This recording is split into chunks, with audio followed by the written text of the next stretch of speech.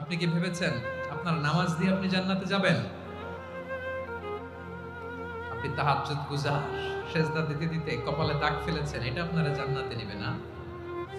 আপনি এলাকার সবচেয়ে বড় হাতেম তাই দানশীল, এই দানের ভরসায় বসে আছেন কুশ্চিন কালো ভাব। আমাদের নামাজ, আমাদের রোজা, আমাদের ইবাদত এগুলোকে মিজানের পাল্লায় উঠালে কোনো ওজনই হবে না। তবে আমাদের একটা কৌশল জানা আছে, আমরা আল্লাহর রহমতের ভিখারি।